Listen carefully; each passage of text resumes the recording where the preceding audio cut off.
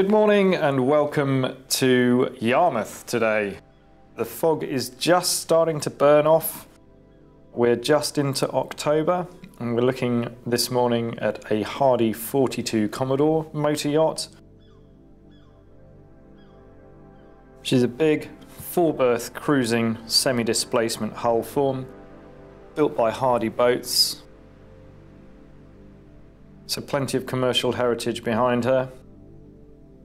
She's the mid-range larger yacht from them, so they start with the 36, then we have the 42, and then we also have the 50. Andrew Wollstonholme designs all.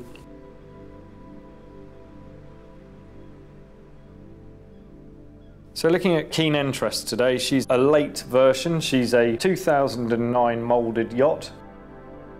She was actually handed over in March 2011. She is still in her primary private ownership.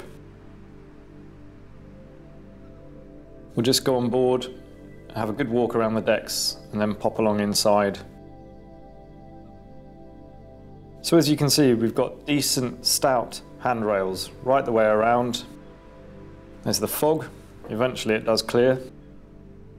And we can walk right the way around the deck like this. So good, almost waist height guardrails, plenty of stainless steel to grab hold of, raised aft deck above the aft cabin, with just a small step up. So the levels are all very easy to deal with. And as you can see, this gives us a little bit more height, a large U-shaped seating area which wraps right around against the guardrails. And the squabs lift up, so we've got 3 large lockers for deck kit on a central table. Looking forward at the flybridge area, got life raft over on the port side, a hinged mast carrying all of our nav kit. More about that later, but just to say that it's all good and bang up to date. Deck lights, floodlights, aft camera, and then we're up onto the flybridge. So we've got a central console. We're running on the twin MAN engines on this, and you get a wonderful pair of Glendinning EC300 throttles, single lever control in chrome, just like these. We have MAN's MMDS system for fault finding and a brand new 16-inch GS plotter. So it's the Axiom setup from Raymarine, new Fusion stereo system.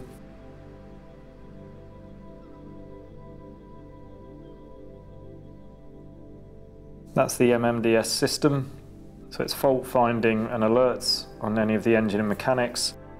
And this is this wonderful new screen, recently fitted. It's hybrid touch. That's the view forward over the teak-laid decks. So looking around the flybridge, we've got wrap-round seating, 2 helm seats with covers for the seats, removable squabs for all the cushions. We can just see that aft deck now and a little bit more depth. So we've got an upper flybridge area, we've got a lower seating area.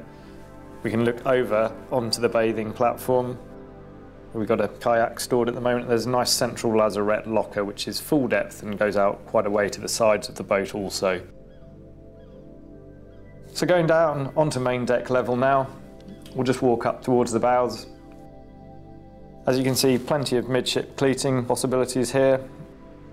We have entry doors into the main wheelhouse, port and starboard. Plenty of dorades giving ventilation to the forward accommodation.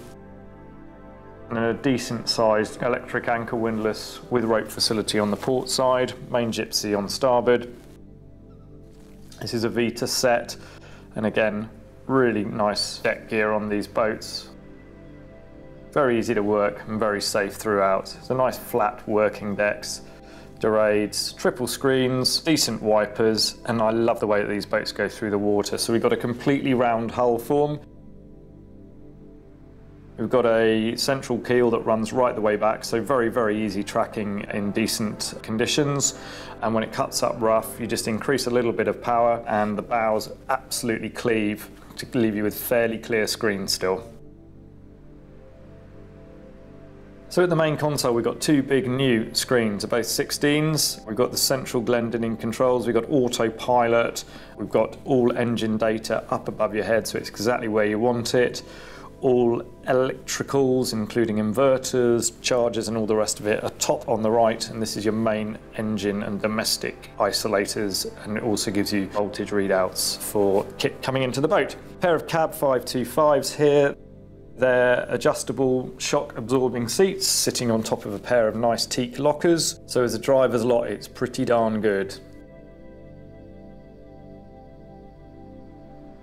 There's a folding chart area here, so it can either give us light through into the galley below, like this, or you can fold it flat and you've got a beautiful teak navigator's bench area.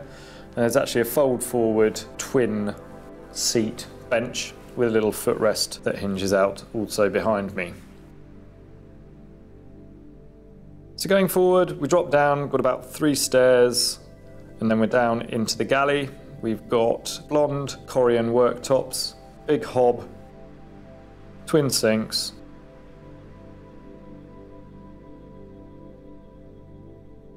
eye-level lockers and a microwave set in.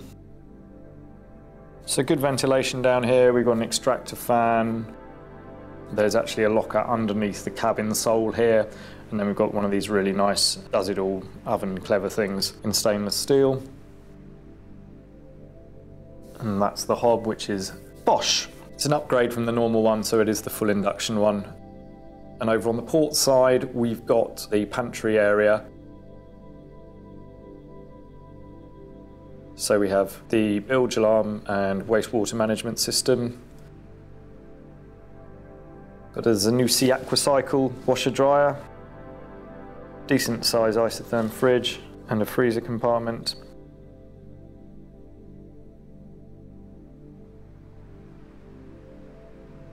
And then we're forward into the main forward cabin. So 2 single berths in a V format. Eye-level lockers right the way around, the deep cupboards underneath both of these berths. Then we've got a proper hanging locker which is set just on the starboard side a little bit further back.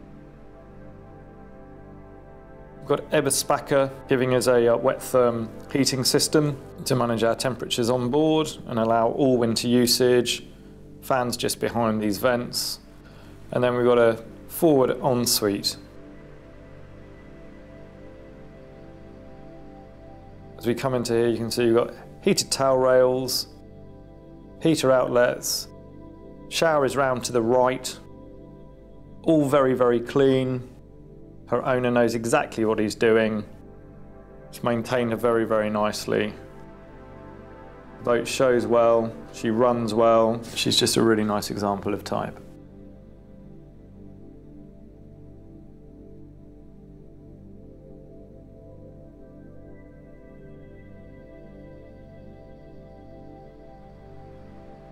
So as we walk back through here, through the galley, we're up a couple of stairs. Main engine access is not through here, that's the waste bin, or through here, because that's more stuff, but it's actually up through the carpet just here. So there's a large hatch which pulls out to allow you access through and down into the engine bay. And as if by magic, here we go. So we've got a pair of MANs, they're D0836s, they're the LE401s which are rated at 450 horsepower apiece. Great engine choice for this. Various options on Yanmars were available, but I prefer this engine. Lots of electronics in here, thumping great strainers for your main engine intakes. You've got the oil coolers there through Bowman. She's fitted with hydraulics, so we've got hydraulic PTOs off each main engine. Fuel filtration is at the aft end. As you can see, you've got very, very high level filters, fine filters here on the front ends of the engines. And we have a Fisher Pounder generator over on the starboard side, sit there to deal with your offshore AC needs. There we go, carpet down. And we're in the main saloon. So port side, we've got a top loading fridge, which was optional at new. Should be in here. There we go, nicely stocked. all correct. And we've got a high-low television just on one of those up-down thingies on the port side. Really nice ocean air blinds through this, so we can either choose to have lots of light in, or we can keep it a little bit more shaded during the day. Big wraparound sofa, and this is the squab for the navigator's bench and the little footrests that popped out there. Really nicely built boat. As I said, Hardy Marine, it's a B-cat boat, so extremely good offshore, and the real proof of the pudding is that the RNLI have 2 of these boats for their crew training and helm training. So aft cabin here, large centerline double berth. There's a writing desk, come putting your makeup on desk over here on the starboard side. Lots of opening port lights on the upper level, so you can get loads of ventilation through. There's plenty of light coming through into this cabin. But the great thing about these boats is the amount of storage space on them. It's really important to understand that these have a huge amount of deep, really useful storage. So the aft heads here, separate shower round to the right, nice teak gratings. Again, it's got Eberspacher system, so you can keep this nice and warm. It's got ventilators so that you can keep it nice and cool. It's all good quality fittings. Little seat there. Again, nice teak gratings on everything, and a really good loo system.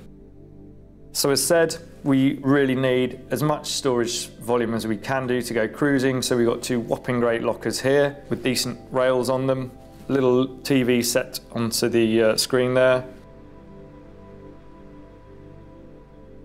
There's a lot of kit on these boats, so Hardy had to be very careful about where they placed everything to maximise space, but also to make sure that the running gear was as up to date and as comprehensive as possible. But all of this is locker space. Behind the door is locker space. As you go through up into the saloon, again, it's more locker space. You've got more electronics behind here and underneath the steps, which you can see here. It's a really proficient build. It's got a lot of kit that you just do not see on your average motor yacht. So if you're after a really hard-working, super seaworthy, very nicely built, relatively cheap to run motor yacht, this could be the one for you. Please come and have a look at her.